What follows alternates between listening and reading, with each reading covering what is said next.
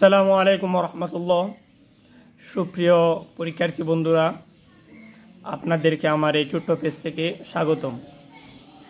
আপনারা হয়তো এতক্ষণ অনুমান করতে পারছেন আমি কোন টপিকস নিয়ে কথা বলবো।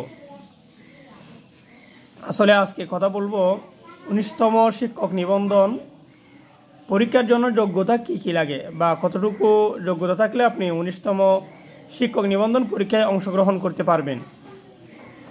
এই জিনিসটা হয়তো আমাদের মাঝে অনেকেই জানে না যোগ্যতা কী কী লাগতে পারে। মূলত এখানে কয়েক টাইপের পরীক্ষা হয়ে থাকে। একটা হচ্ছে কলেজ পর্যায় আর একটা হচ্ছে স্কুল পর্যায়। আবার স্কুল পর্যায়ের মধ্যে দুই ধরনের হয়ে থাকে, স্কুল 1, স্কুল 2। আজকে কথা বলবো আমি এই স্কুল 2টা নিয়ে।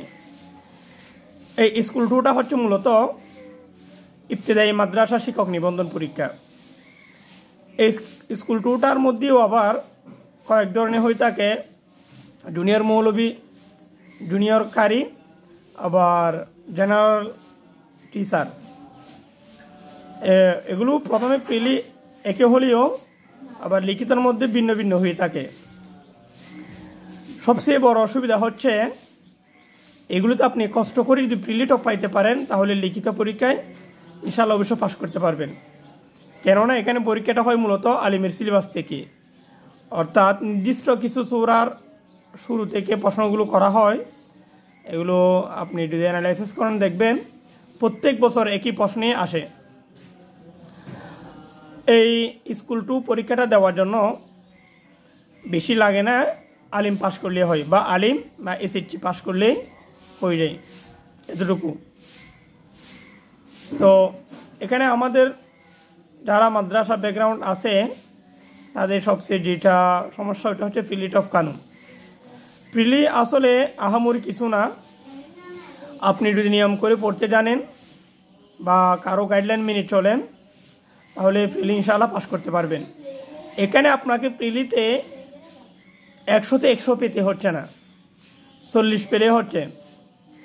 এখানে পাস মার্ক 40-এর আশেপাশেই থাকে।